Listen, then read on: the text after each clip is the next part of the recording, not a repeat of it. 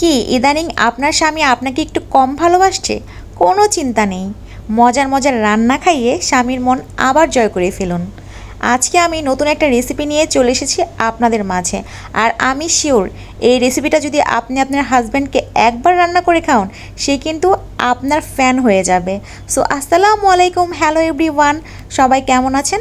মসুরের ডালের বড়া বানাবো আজকে, এই জন্য এখানে ডালটা আমি ব্লেন্ড করে নিয়েছি। দেন এখানে কাঁচামরিচ কুচি, পেঁয়াজ কুচি, হলুদ গুঁড়ো, মরিচ গুঁড়ো এবং পরিমাণ মতো লবণ দিয়ে ভালো করে মিক্স করে নিচ্ছি। মশলাটা কিন্তু এখানে পরিমাণ মতো দিতে হবে, বেশি দিলে কিন্তু বাজে একটা স্মেল হয়ে যাবে, খেতে ভালো লাগবে না। তারপর আমি কড়াইতে তেল দিয়ে দিলাম। তেলটা গরম হয়ে গেলে এখানে আমি একে একে দিয়ে দিচ্ছি বড়াগুলো। আর হ্যাঁ, চুলার আঁচটা কিন্তু প্রথমে একটু হাই হিটে রাখতে হবে। দেন তেলটা যখন গরম হয়ে যাবে তখন কিন্তু কমিয়ে দিতে হবে, তা না হলে কিন্তু বড়াগুলো ভেতর দিয়ে কাঁচা থাকবে আর উপর দিয়ে কিন্তু পুড়ে যাবে, খেতে কিন্তু একদম ভালো লাগবে না। আর এখানে আমি ভাজার জন্য সয়াবিন তেল নিইনি, সরিষার তেলটা ইউজ করেছি, কারণ আমার সরিষার তেলটা খেতে খুব ভালো লাগে। আপনারা চাইলে এই রান্নাটা কিন্তু সয়াবিন তেল দিয়েও অনায়াসে করতে পারেন। মসুরের ডালের এই বড়াটা আমার হাজব্যান্ড কিন্তু খেতে খুবই পছন্দ করে। আমি তেমন একটা আগে পছন্দ করতাম না, বাট ইদানিং আমারও কেন জানি এত ভালো লাগে, আমি প্রায় এই ডালের বড়াটা রান্না করি। এই রেসিপিটা আমি আমার ননদের কাছ থেকে শিখেছি। আমার ননদ কিন্তু খুব ভালোভাবে মজা করে এই বড়াটা বানাতে পারে।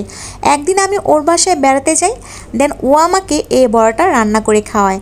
তখন আমি এই বড়ার ফ্যান হয়ে যাই এবং রেসিপিটা ওর কাছ থেকে শিখে আসি। সেই থেকে আমি এবং আমার হাজব্যান্ড খুব পছন্দ করে এই বড়াটা বানিয়ে খাই। তো চুলার আঁচটা কিন্তু আমি একদম কমিয়ে দিয়েছি। আর দেখতেই পাচ্ছেন বড়াগুলো কত সুন্দরভাবে হয়ে গেল। কথা বলতে বলতে আর গল্প করতে করতে কিন্তু আমার রান্নাটাও প্রায় শেষ পর্যায়ে। এখন আমি বড়াগুলো উঠিয়ে নিচ্ছি, মনে হচ্ছে এখনই খেয়ে ফেলি, কতটা মুচমুচে দেখতে হয়েছে আর কতটা ইয়াম্মি লাগছে। বাসায় অবশ্যই এই রেসিপিটি ট্রাই করবেন, আশা করি আপনাদের অনেক ভালো লাগবে।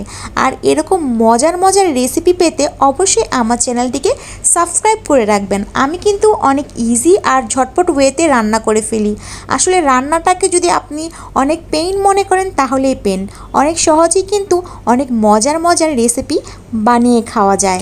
আর আমি মনে করি রান্নাটা হচ্ছে একটা শিল্প, এটাকে আপনি যত ভালোবেসে যত্ন করে রান্না করবেন, দেখবেন রান্নাটা খেতে ততই মজা হয়। এই তো হয়ে গেল আমার মসুরের ডাল দিয়ে বড়া।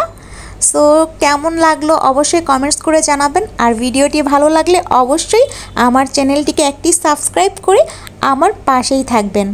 ধন্যবাদ সবাইকে, দেখা হবে নেক্সট কোনো ভিডিওতে। আল্লাহ হাফেজ।